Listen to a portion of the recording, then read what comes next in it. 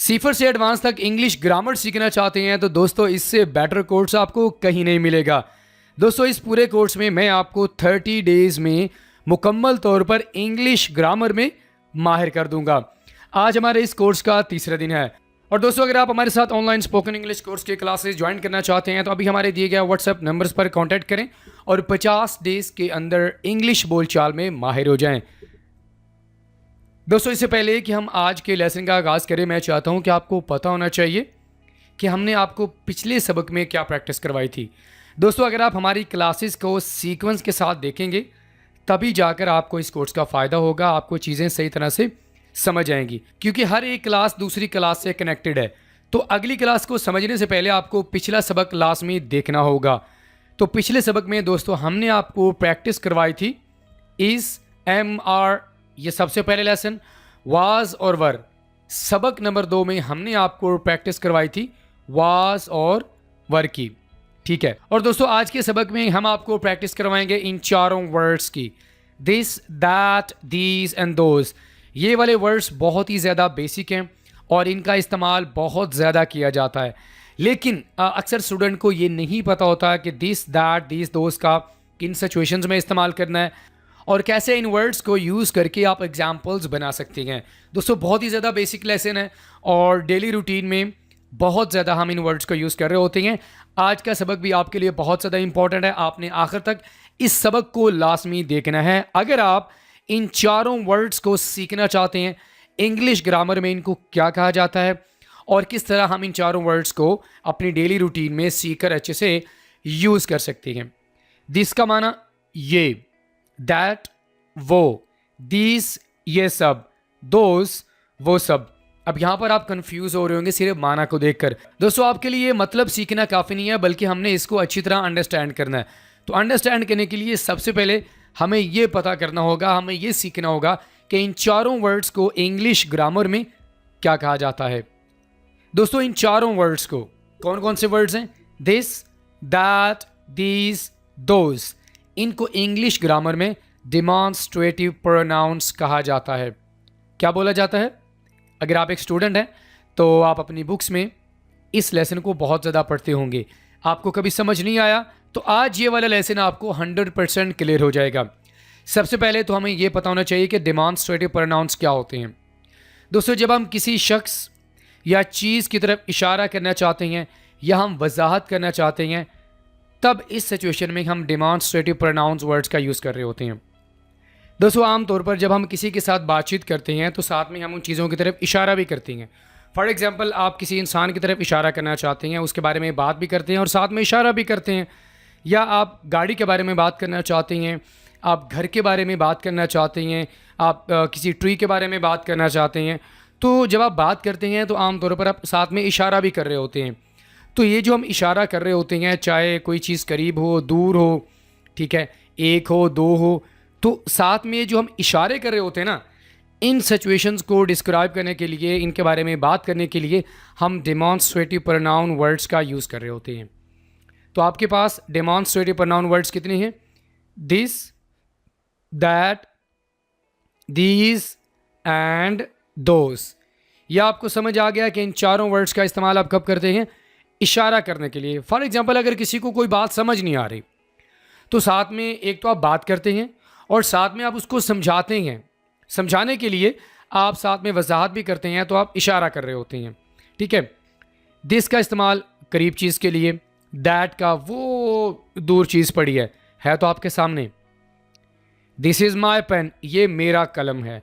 This is my pen, आपके करीब पड़ा हुआ है, आप किसी को बताते हैं कि ये मेरा कलम है। दैट इज़ अ ट्री, वो एक दरख्त है। दीज करीब के लिए लेकिन बहुत सारी चीज़ें। दीज आर माई बुक्स, ये सब मेरी किताबें हैं।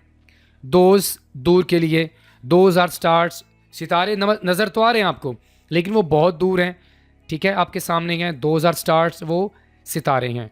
दोस्तों आपको समझ आ गया डिमॉन्स्ट्रेटिव प्रोनाउन क्या होते हैं और किन सिचुएशंस में हम इन वर्ड्स का यूज़ कर रहे होते हैं।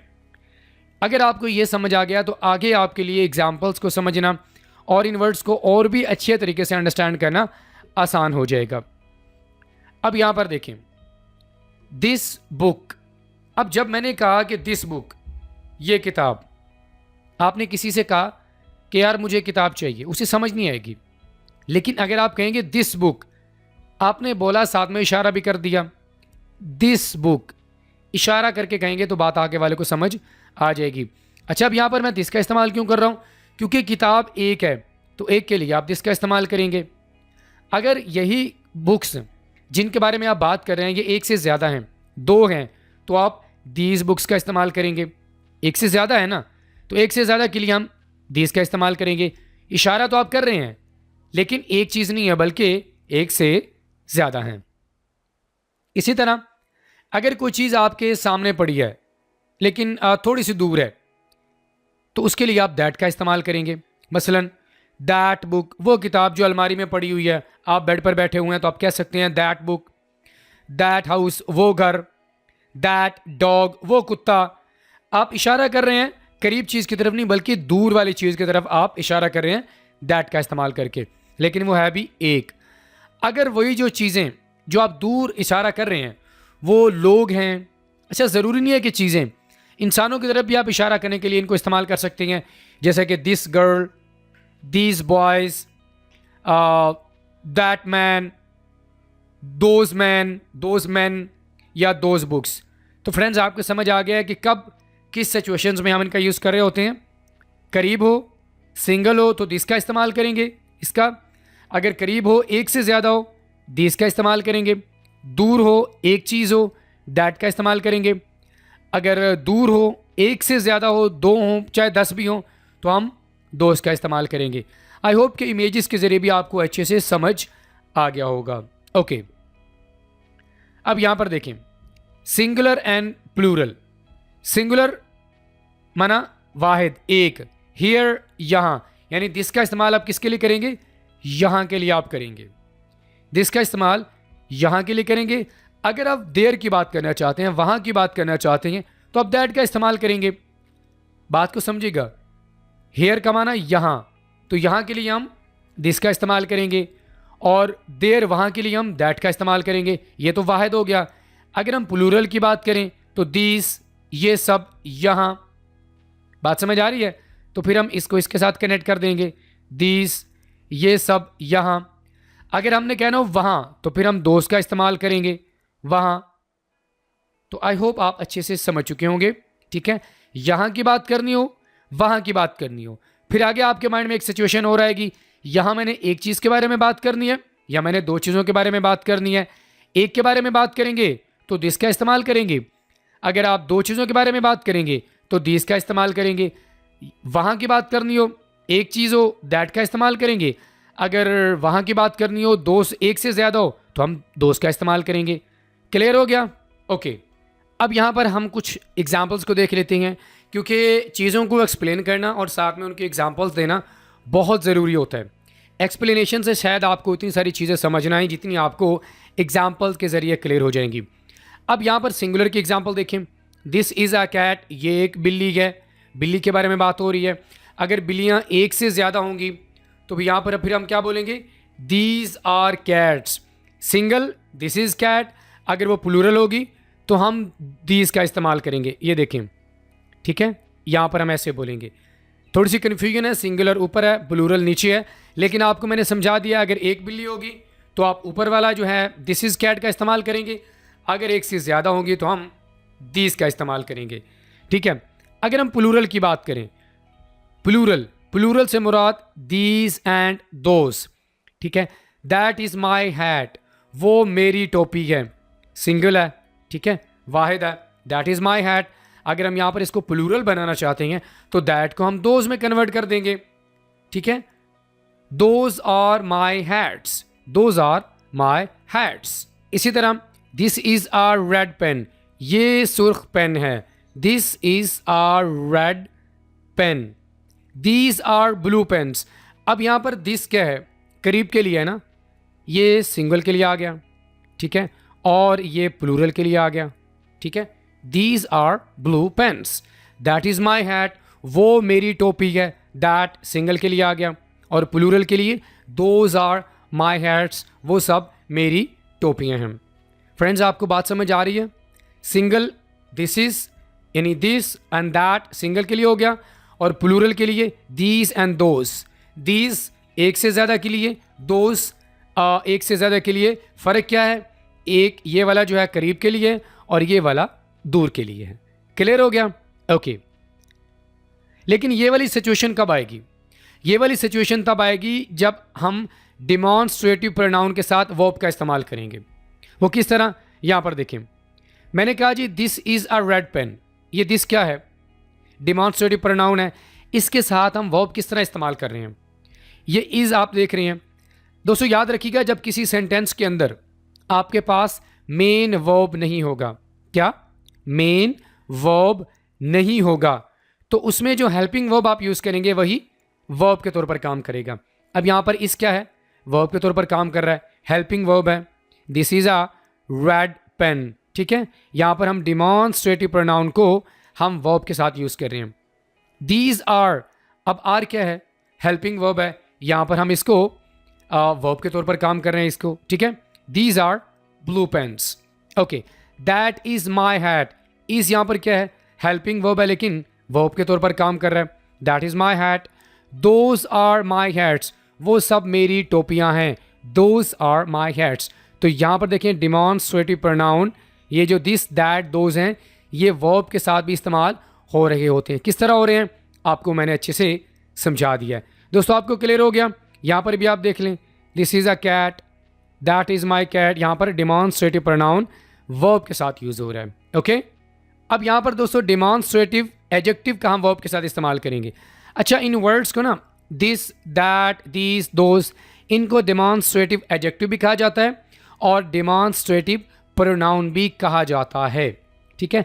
अब यहाँ पर क्या होगा कि डिमॉन्स्ट्रेटिव एडजेक्टिव जो कि दिस दैट दीज दोज हैं, इनका इस्तेमाल करेंगे हम वर्ब के साथ। किस तरह? ये देखिए, दिस पेन इज़ रेड। आप ये भी कह सकते हैं this is a red pen. क्या आप दिस के बाद भी इसका इस्तेमाल कर सकते हैं? आप कह सकते हैं this is a red pen, लेकिन आप ये सेंटेंस भी बना सकते हैं।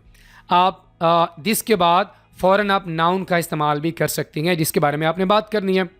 आप कह सकते हैं this pen is red, these pens are blue. यहाँ पर पेन्स होगा, ठीक है, क्योंकि जमा है।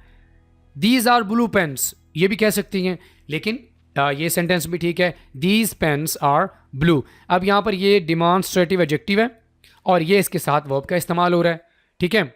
और देखें, that car is nice, that demonstrative adjective के तौर पर इस्तेमाल हो रहा है, ठीक है। और ये नाइस, ये देखें। अच्छा, यहाँ पर ये एडजेक्टिव क्यों है? क्योंकि ये आखिर में आपको वर्ड्स नज़र आ रहे हैं, नाइस, रेड, ब्लू, ये सारे के सारे एडजेक्टिव हैं, ठीक है। ये एडजेक्टिव का काम क्या होता है कि ये नाउन या प्रोनाउन को मॉडिफाई करते हैं। अब यहाँ पर ये नाउन क्या है? कार है, तो ये कार के माना में तब्दीली लेकर आ रहे हैं, आपको बता रहे हैं कि कार कौन सी है। That car is nice, that car is blue, that pain is red, इस तरह, ठीक है। तो क्योंकि साथ में एडजेक्टिव का इस्तेमाल हो रहा है, इस वजह से हम कह सकते हैं कि डिमॉन्स्ट्रेटिव एडजेक्टिव प्लस वर्ब है। Those cards are nice, those cards are nice, ये देखें आर नाइस, ये आर क्या है? वर्ब है, और नाइस क्या है? ये एडजेक्टिव है। तो फ्रेंड्स आपको अच्छे से समझ आ गया किस तरह हम demonstrative pronoun plus verb and demonstrative adjective plus verb का किस तरह इस्तेमाल कर सकते हैं। दोस्तों चूँकि आपको मैंने ये बता दिया है कि this that these and those, इनको इंग्लिश ग्रामर में क्या कहा जाता है, आप समझ चुके होंगे, ठीक है। और demonstrative pronounce plus verb, demonstrative adjective plus verb, किस तरह आप इनको यूज़ कर सकते हैं, अच्छी तरह मैंने इसको एक्सप्लेन कर दिया। अब दोस्तों इससे हटके दिस दैट के कुछ इस्तेमालात भी हैं। सबसे पहला इस्तेमाल क्या है? जब आप आगे वाले को किसी ऐसी चीज़ के बारे में बताना चाहते हैं जिसके बारे में उसको पहले से पता हो। ऐसा होता है दोस्तों, जब हम किसी के साथ बात कर रहे होते हैं तो जिस चीज़ के बारे में आप बात कर रहे होते हैं उस चीज़ का पहले से उसको पता होता है। वो कैसे? आपने कहा जी आई लाइक दिस, मुझे ये पसंद है। अब ये उसको कैसे पता चला कि आप किस चीज़ के बारे में बात कर रहे हैं? क्योंकि पीछे उस चीज़ के बारे में बात चल रही होगी, तब वो कह सकता है कि आई लाइक दिस। मसलन आप अपने दोस्त के साथ बात कर रहे हैं जी सेब के बारे में, बात चलते चलते उसने कहा जी आई लाइक दिस, आपको समझ आ गई कि जी हाँ ये सेब के बारे में बात कर रहे हैं, तो सिंपली आप कह सकते हैं आई लाइक दिस, मुझे ये पसंद है। अब चूंकि पहले वाले को उस चीज़ के बारे में पता है तभी आपने कहा आई लाइक दिस, अदरवाइज आप नहीं कहेंगे। अगर एक से ज़्यादा होंगी तो आप बोलेंगे आई लाइक दिस। आप ये भी कह सकते हैं आई लाइक दिस एप्पल्स, लेकिन चूंकि यहाँ पर आप एप्पल्स का इस्तेमाल नहीं कर रहे, वजह कि आगे वाले को पहले से जब पता होता है तो इस तरह भी हम सेंटेंसेस बना रहे होते हैं। आप कह रहे होते हैं wow I like it, I like this, I like this, इस तरह। और देखें आई लाइक दैट, मुझे वो पसंद है। अब आगे वाले को पहले से पता है कि आप किस चीज़ के बारे में बात कर रहे हैं तो आपने कहा आई लाइक दैट। अगर दो से ज़्यादा, एक से ज़्यादा होंगी तो आप बोलेंगे आई लाइक दोज। तो पहला इस्तेमाल आपको समझ आ गया।